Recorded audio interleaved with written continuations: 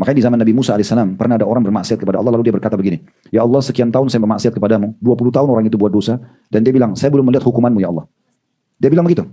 Maka Allah ilhamkan kepada Musa alaihissalam dari Jibril, sampaikan kepada orang itu, kalau sesungguhnya dia sudah aku hukum, kata Allah.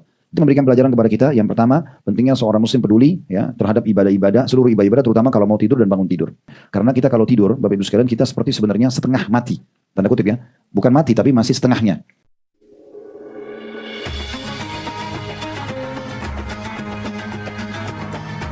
Yang subscribe, semoga hidup kaya raya, mati masuk surga. Dan ini yang menjadi bahasan kita tentunya, yang harus kita jadikan sebagai bahan perhatian. Terutama ingat bagi teman-teman yang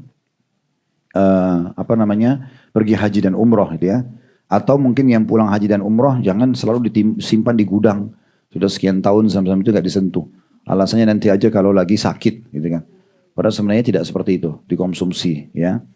Ada juga tentunya yang mengatakan zam-zam itu maknanya banyak atau melimpah. Itu juga bisa bermakna itu ya.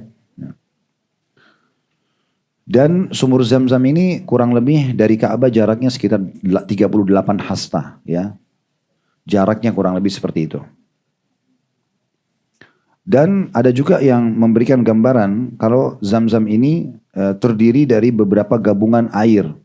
Ya, gabungan sumber air yang Allah subhanahu wa ta'ala pertemukan di satu titik, nanti dia berubah menjadi zam-zam ya. Seperti itu kurang lebih gambarannya.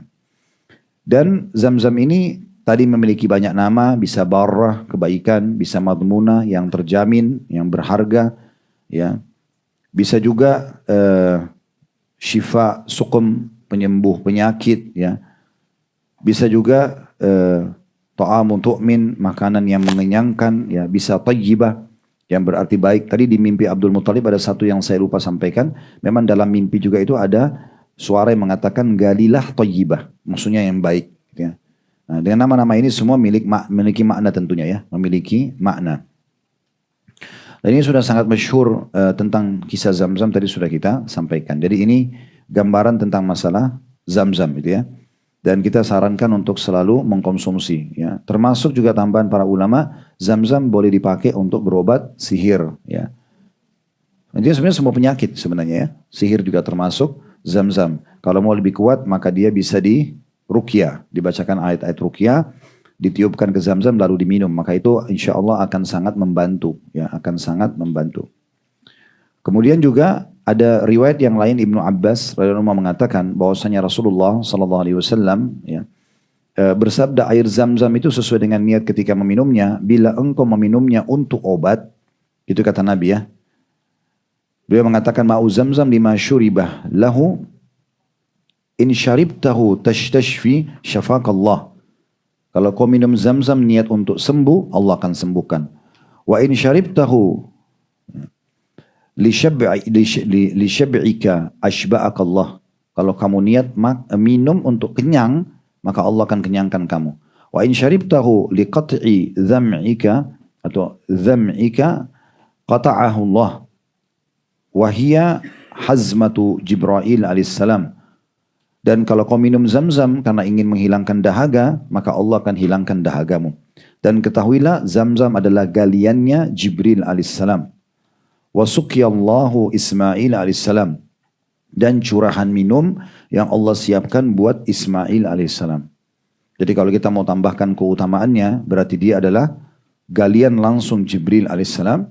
Dan tambahan keutamaan yang lain adalah dia juga air yang dikhususkan disiapkan untuk Nabi Ismail alaihi salatu wassalam. Dalam riwayat yang lain juga bahwasanya Ibnu Abbas ya, berkata, "Kana nusammiha syabba'ah." Kami menamakan Zam-Zam dengan yang mengenyangkan. Ya. Yakni Zam-Zam wa kunna najiduha ni'mal auni 'alal iyal. Dan kami menemukan Zam-Zam itu selain kami namakan kenyang, dia adalah sebaik-baik pertolongan untuk kebutuhan keluarga dari kemiskinan. Ya. Kemudian juga dalam riwayat itu dari riwayat Tabarani, dalam riwayat yang lain, anna Rasulullah SAW da'a bisijilla min ma'i Zam-Zam fasharib minhu wa tawadda. Bahwasanya Nabi SAW juga pernah minta didatangkan ya sewadah air zam-zam, lalu beliau meminumnya serta berwudu darinya. Kana yahmilu ma'a zamzam fil adawi wal qurab wa kana yasubu 'alal marda wa yasqihim. Beliau juga sengaja mewadahkan zam-zam itu kemudian memberikan kepada orang sakit dan juga membasuhkan pada mereka, gitu ya. Dalam riwayat lain, inna Jibril alaihissalam hina raqadha zamzam bi'aqibihi ja'alat ummu Ismail tatma'ul batha faqala Nabi SAW rahimallahu hajiran wa ummu Ismail law tarakaha kanat ainan ma'ina. Tak kala Jibril memukul Zamzam dengan tumitnya atau tumit kakinya, ibunya Ismail segera mengumpulkan luapan air dan Nabi SAW mengatakan semoga Allah merahmati Hajar, maksudnya ummu Ismail, andai saja dia membiarkan maka dia akan menjadi mata air yang menggenangi seluruh permukaan tanah. Kemudian dalam riwayat lain juga tentunya Zamzam disebutkan bahwasanya kuntu ujalis, ya, ada satu tabi'in mengatakan ya, bernama Hammam, ya, bernama Abi Jamrah Ad-Dubai. Abi Jamrah Ad-Dubai mengatakan kuntu ujalis Ibnu Abbas di Makkah. Aku pernah duduk menemani Ibnu Abbas di Makkah. Fa akhadatni al-humma, kemudian aku tiba-tiba demam. Faqala ya, abri'ha anka. Maka Ibn Abbas mengatakan, sembuhkan dirimu dari serangan demam itu. Bima Zamzam, dengan air Zamzam. Fa inna Rasulullah sallallahu alaihi wasallam qala, karena kata Nabi SAW, al-huma min fayhi jahannam fa'abriduha bil ma' au qala bima Zamzam. Karena Nabi SAW bersabda, sesungguhnya demam itu adalah luapan panasnya api neraka, maka dinginkanlah dengan air, dalam riwayat lain dengan air Zamzam. Jadi sebenarnya kalau kita biasa demam itu anak-anak dikompres dengan air itu benar itu ya. Karena memang itu luapan panasnya api neraka gitu ya. Maka kita dinginkan dengan air.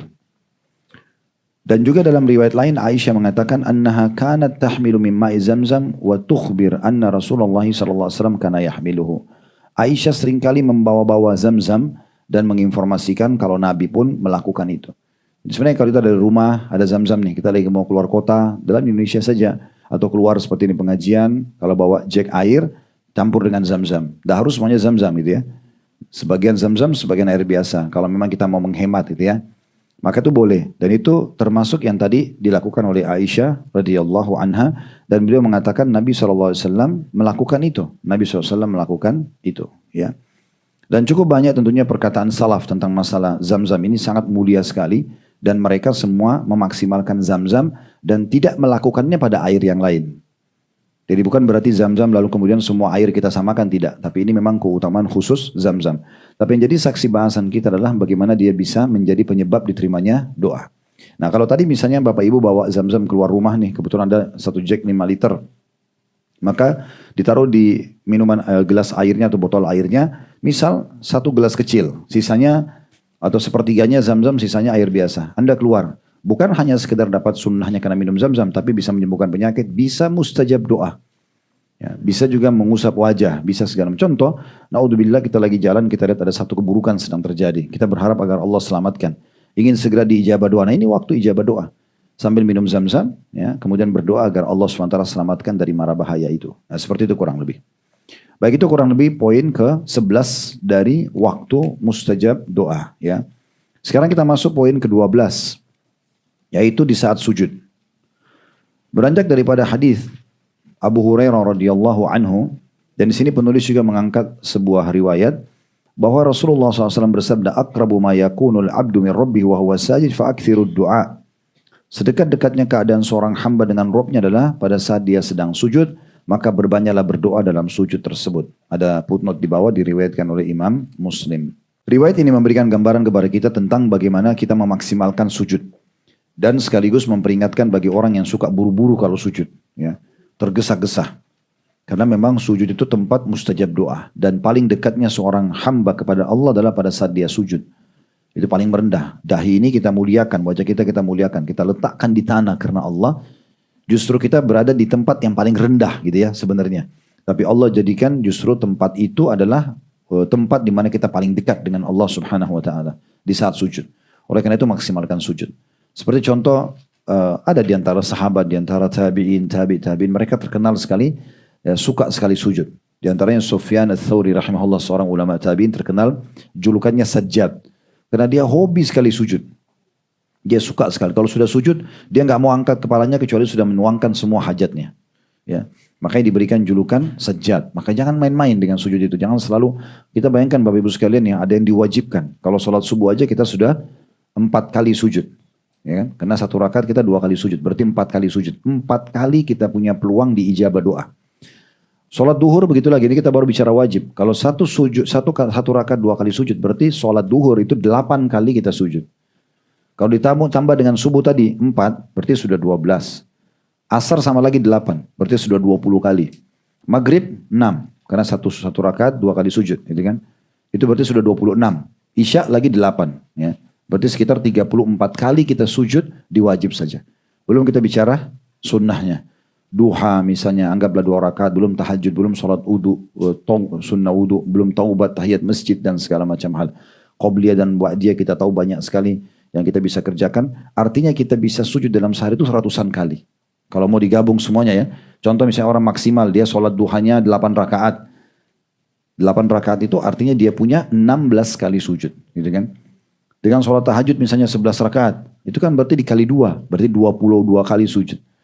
Belum dia sholat taubat, belum dia sholat wudu, belum tadi sholat wajibnya sudah sampai 34. Itu bisa di atas ratusan kali kita sujud. Kalau kita memang mau memaksimalkan. Makanya jangan dianggap remeh. Karena sujud itu tempat yang paling mulia. Paling dekatnya seorang hamba dengan Allah pada saat dia sujud. Bagaimana kita bangganya kalau kita dekat dengan seorang pemimpin masyarakat. Misal presiden atau raja. Ya, maka seseorang muslim harusnya lebih peka dengan imannya. Kalau dia dekat dengan Allah subhanahu wa ta'ala. Kalau ada, maaf ini, saya tidak singgung siapapun. Ada di antara kita yang hadir ataupun misalnya di luar sana. Dia pada saat kita jelaskan seperti ini masih tidak merasa, masa sih penting atau misalnya atau dia merasa seperti itu. Ini harus bertanya-tanya pada diri sendiri ya.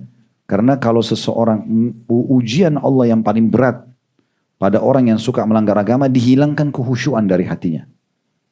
Makanya di zaman Nabi Musa alaihissalam pernah ada orang bermaksiat kepada Allah lalu dia berkata begini, ya Allah sekian tahun saya bermaksiat kepadamu, 20 tahun orang itu buat dosa dan dia bilang saya belum melihat hukumanmu ya Allah. Dia bilang begitu. Maka Allah ilhamkan kepada Musa alaihissalam lalu Jibril sampaikan kepada orang itu kalau sesungguhnya dia sudah aku hukum kata Allah. Dengan 20 tahun aku menarik rasa khusyuk dalam hatinya. Tidak ada keinginan ibadah. Ya. Berarti kalau ada satu amalan yang Bapak Ibu dengarkan dan kita anggap remeh, kita apa sih gitu ya. Kayak nggak mau diamalin itu tanda tanya. Karena harusnya hati yang lunak itu yang penuh dengan keimanan dia selalu mau mengamalkan. Dia selalu mau mengamalkan. Bahkan kalau perlu dia sangat menikmati pada saat mengamalkan. Ya. Ada beberapa jemaah yang membahasakan saya, Ustaz, saya setiap kali dengar hadis dari Ustaz saya langsung amalin Ustaz. Dan saya betul-betul nikmatin. Sampai ada satu bapak itu sama saya nikmatin sekali ke masjid sambil sholat subuh. Menurut saya selalu istighfar aja dan saya nikmatin. Itu kan menandakan lunaknya hati. Karena orang yang mau hatinya selalu tunduk kepada Allah, mau tersentuh menjadi orang lebih baik, meninggalkan pelanggaran itu berarti orang yang hati dipenuhi dengan keimanan. Kalau tidak berarti Allah mengangkat itu. Ya, banyak orang menganggap hukuman fisik nanti dia cacat, nanti dia buta, nanti dia celaka baru itu hukuman dosa, itu bukan begitu. Tapi justru yang paling berat itu karena saat Allah mengangkat dan mengosongkan hati kita untuk tunduk dan khusyuk kepadanya. Sehingga nggak ada sentuhan. Orang lain nangis kita enggak. Ya. Para salafus saleh itu hanya tersentuh kakinya dengan batu aja sudah cukup mereka bisa tetesin air mata. Mereka menganggap pasti ini teguran dari Allah. Mereka langsung baca istirja innalillahi wa inna ilaihi raji'un. Ada di antara mereka kalau lewat di sebuah tempat tercium bau sampah atau kotor aja mereka langsung istighfar kepada Allah. Berarti mereka anggap itu teguran dari Allah SWT. Kalau pernah baca dalam Al-Quran bagaimana Nabi Daud alaihissalam Allah lemparkan bangkai di depan singgasananya, dia langsung sujud kepada Allah. Tidak mengangkat kepalanya sampai Allah turunkan firman-Nya. Allah mengatakan, hai Daud, semuanya kami hanya mengujimu saja. Ya. Dan mereka sangat peka. Mereka sangat peka. Makanya para salafus saleh mengatakan kami tahu kami punya dosa. Itu kalau kami lihat perubahan sikap pasangan kami atau tunggangan kami ataupun ada tikus dalam rumah kami. Ya. Sebagian di antara mereka mendengarkan suara guntur seperti Ibnu Mas'ud radhiyallahu anhu pada saat lagi di Irak dan beliau dengarkan guntur, maka beliau gemetar sambil beliau mengatakan, sungguh ini peringatan yang sangat keras dari Allah yang di langit sana kepada penduduk bumi. Suara yang menggelegar itu bukan hanya membuat kita tutup kuping, tapi kita harus, ini ada apa nih, gitu kan? Orang benda aja dilempar oleh seseorang dalam rumah kita, misalnya gelas dijatuhin, kita sudah ketakutan, ada masalah apa nih? Ya, misalnya kita khawatir itu ya. Bagaimana dengan guntur yang menggelegar, bagaimana dengan badai, bagaimana dengan tsunami, bagaimana dan segala macam. Ini semua peringatan dan banyak ayat Al-Quran mengatakan kami datangkan ujian-ujian pada mereka agar mereka yatadarra'un. Mereka kembali tunduk kepada kami. Kalau peringatan kecil nggak membuat orang tunduk, peringatan lebih besar datang. Nggak lagi tunduk, lebih besar lagi. Begitu seterusnya sampai orang itu akhirnya dihukum yang berat oleh Allah Subhanahu Wa Taala. Oleh karena itu selalu minta agar hati kita lunak. Di antara doa Nabi SAW, boleh berlindung dari qalbin la yakhsha. Dari hati yang tidak lunak dan tidak tunduk kepada Allah Subhanahu Wa Taala. Nah jadi peringatan-peringatan seperti ini Bapak Ibu sekalian, taklim seperti ini bukan hanya sekedar masuk telinga kanan atau telinga kiri. Oh bagus ya materinya. Bukan itu yang sedang dikejar. Kita ngambil pelajaran atau tidak. Tersentuh atau tidak. Karena ilmu yang benar kalau kita ikhlas pasti berbekas. Dan akan membantu kita untuk menjadi pengawas. Ilmu itu kan pengawas ya. Kita kalau sudah berilmu, kita kalau mau buat sesuatu yang salah, kita kayak diingatin oleh ilmu tersebut. Nggak boleh loh. Atau kalau kita lagi mau malas buat sesuatu, kerjakan. Kenapa nggak dikerjain? Itu kayak ada peringatan begitu sebenarnya. Gitu ya.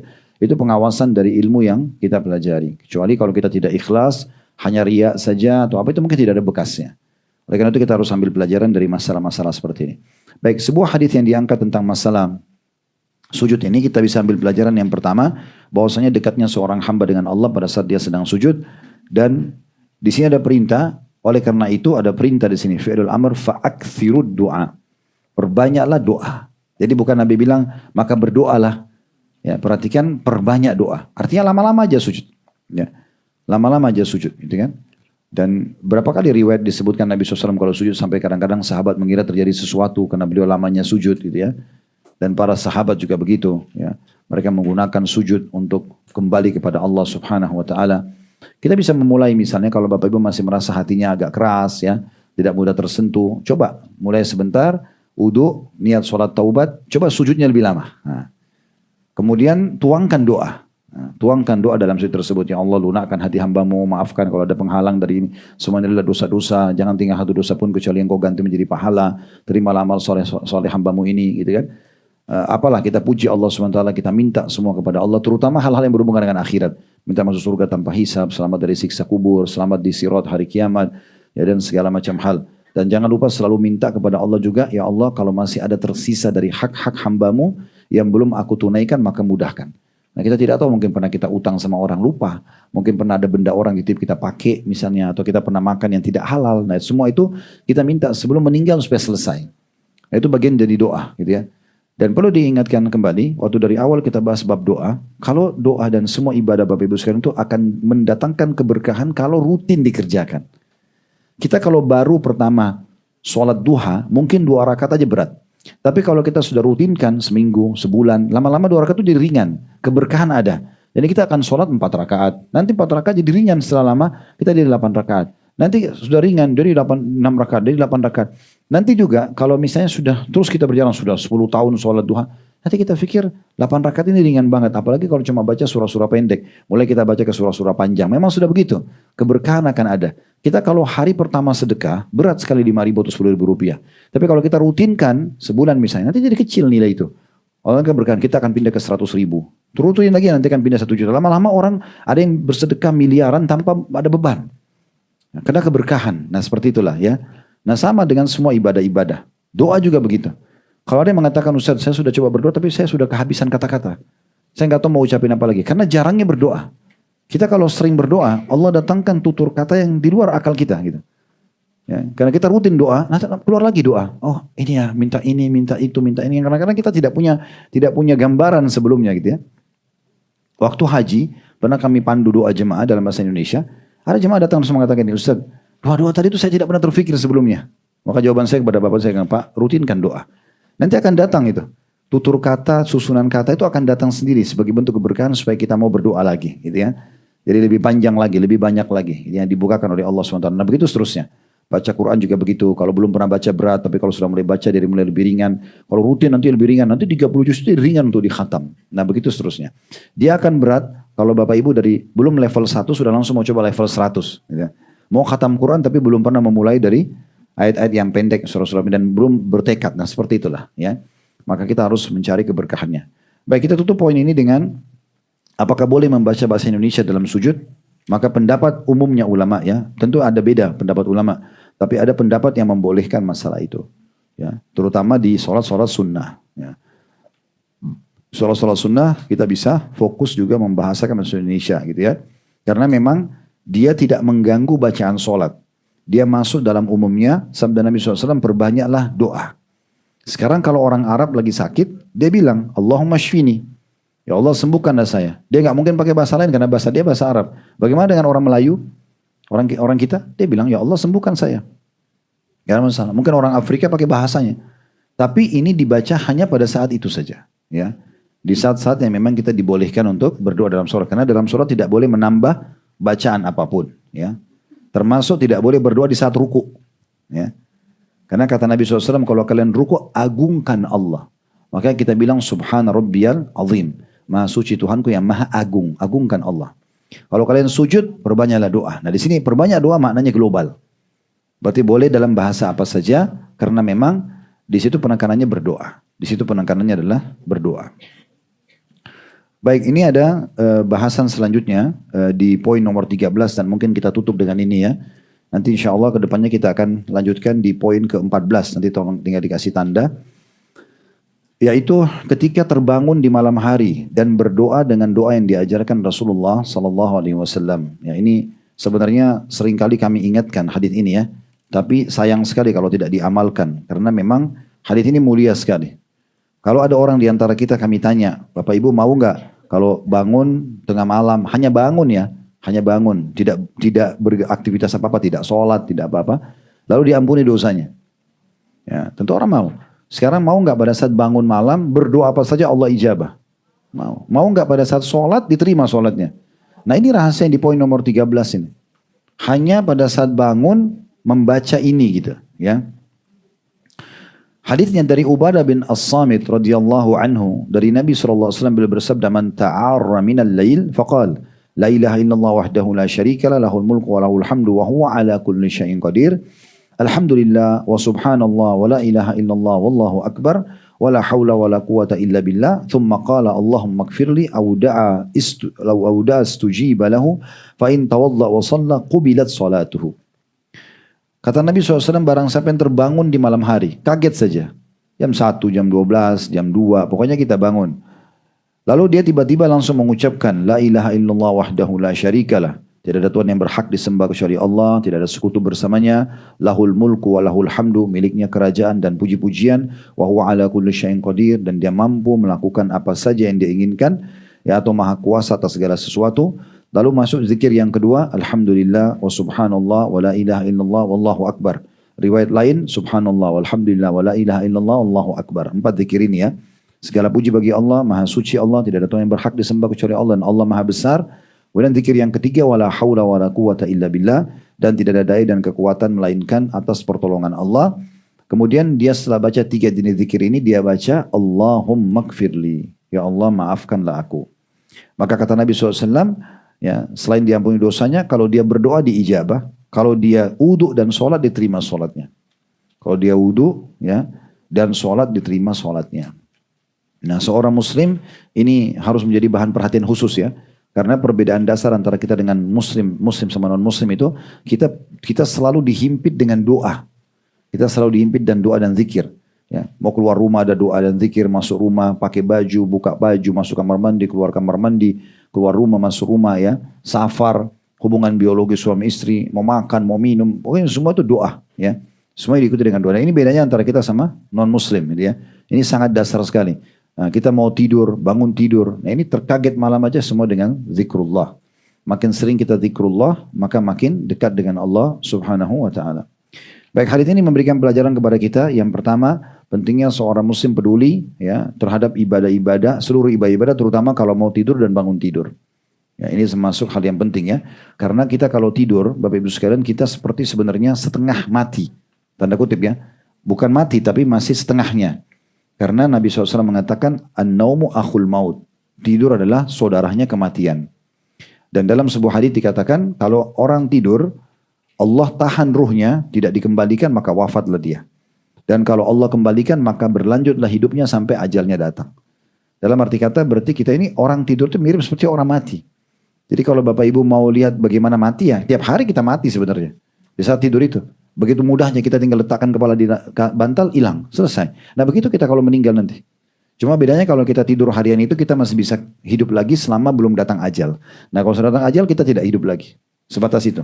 Makanya perlu kita menjaga doa-doa pada saat mau tidur, doa pada saat bangun tidur gitu ya. Nah, doa tidur yang sangat masyhur, Bismikallahumma amutu wa ahya. Dengan namamu ya Allah, aku mati dan aku hidup. Karena memang kita menghadapi kematian itu di saat itu. Jadi harus seseorang menyadari kalau dia mau tidur malam itu sudah menuju kepada kematian. Dia bisa saja bangun, bisa saja tidak. Maka dia harus segera bertobat dari dosa-dosanya. Dia harus segera memperbanyak amal solehnya gitu ya. Sebelum tidur. Dan kami sudah berbagi beberapa waktu yang lalu. Kalau Bapak Ibu mau tidur maka semua sunnah-sunnah Nabi diamalkan. Seperti uduk sebelum tidur. Ya, balik sisi kanan. Dan membaca ayat kursi. Baca Al-Ikhlas, Al-Falaq, An-Nas. Baca 2 ayat terakhir surah Al-Baqarah. Dan beberapa wirid-wirid mau tidur. Dan ini usahakan dipersiapkan setengah jam sebelum tidur. Jangan nanti ngantuk banget, akhirnya kebablasan. Lepaslah zikir-zikir tersebut gitu ya. Orang yang baca subhanallah, alhamdulillah, Allah Akbar masing-masing 33 kali kecuali Allah Akbar 34 kali. Maka akan dicatatkan kalau digabung dengan baca zikir yang seperti ini habis sholat, subuh, duhur, asar, maghrib, dia akan diberikan pahala 2.500. Lalu kata Nabi SAW, amalan ini ringan tapi banyak orang yang luput. Para sahabat mengatakan, ya Rasulullah bagaimana orang luput? Kata Nabi SAW, syaitan datang membuatnya mengantuk lalu tertidur dan dia melupakannya. Sama juga hadis tentang membaca surah Qul ya ayyuhal kafirun pada saat mau tidur. Karena dia adalah menolak kesyirikan, ya, memurnikan tauhid kita. Al-Ikhlas, Al-Falaq, An-Nas itu juga sama. Kalau ditiup Nabi SAW kata Aisyah meniup telapak tangan lalu mengusap tubuh menyelamatkan dari gangguan-gangguan syaitan, sihir, ya. Ayat kursi kalau dibaca, kata Nabi SAW tidak akan disentuh oleh syaitan sampai pagi hari. Banyak sekali manfaat-manfaat yang bisa didapatkan. Ada orang banyak kalau tidak zikir, itu sebenarnya dia tidur tapi tidak istirahat. Pernah gak rasakan Bapak Ibu tidur, tapi dalam tidur kacau sekali. Mimpi kemana-mana. Sebenarnya dia tidak istirahat itu. Karena dia sendiri capek juga. Bangun dalam kondisi takut, bangun dalam kondisi menyesal, macam-macam ya. Kadang-kadang dia mimpi hal-hal yang tidak tahu dia di alam mana. Semua itu karena jauh dari zikrullah. Harusnya orang kalau istirahat malam itu tidur tenang, pikirannya pun tenang. Kalau Bapak Ibu amalkan sunnah-sunnah Nabi, muhasabah sebelum tidur, memperbanyak istighfar dan taubat, itu dipastikan mimpinya enak-enak. Mimpinya lihat Ka'bah, mimpinya lagi tawaf, mimpinya lihat surga dan gitu-gitulah. Hidupnya tenang ya, tidurnya tenang. Kadang-kadang kita cuma tidur 2-3 jam tapi rasanya kayak puas banget. Nah, ya pulas karena nggak ada beban. Nah itu kenapa? Karena tidak ada gangguan syaitan. Syaitan itu mau mengganggu kita di saat kita tidur atau kita tidak tidur. Sebagaimana kita kalau kita digoda, tidur pun digoda. Supaya orang itu kurang istirahat. Jadi akhirnya malas ibadah pada saat bangun malam. Makanya jangan ditinggalkan itu. Uduk sebelum tidur, zikir-zikir, wirid, semua ini diamalkan. Gitu ya. Dan usahakan dalam mengamalkan doa dan wirid itu bersuara. Ya, bersuara. Walaupun sir. Sir itu kecilin suara. Sholat duhur dan sholat asar adalah sholat sir. Sholat kecilin suara, bukan hilangin suara. Ya, ini udah baca dalam hati, tutup mata, gelap. Udah Bismikallahumma amutu wa ahya udah. Diubah bacaan sholatnya gitu. Jadi kita buka mata, ya, lihat tempat sujud, keluarkan suara, cukup kita dengar. Yang penting kita dengar. Kalau bertemu antara mata lihat tempat sujud, suara kita terdengar oleh kuping, maka insya Allah itu akan lebih menjaga. Nah seperti itu kurang lebih gambarannya. Jadi dari sini kita ambil pelajaran pentingnya seseorang tidak menyia-nyiakan mustajab doa, hanya bangun saja. Di sini tidak disebutkan sholat ya. Dia bangun, dia baca zikirnya langsung diampuni dosanya. Tapi kalau dia mau, dia berdoa setelahnya, ya Allah sembuhkan saya, ya Allah berikan, diterima. Kalau dia bangun sholat, diterima sholatnya. Nah ini berarti menandakan zikir ini memiliki kedudukan yang sangat luar biasa di sisi Allah subhanahu wa ta'ala. Baik, kedepannya kita akan masuk insyaAllah di poin nomor 14 tentang doa Nabi Yunus atau Dhannun alaihi salatu wassalam pada saat sedang berada di perut ikan paus ya. Nanti insyaAllah akan kita bahas ke depannya. Begitu dulu, subhanakallahumma bihamdika, asyhadu an la ilaha illa anta astaghfiruka wa atubu ilaik. Wassalamualaikum warahmatullahi wabarakatuh.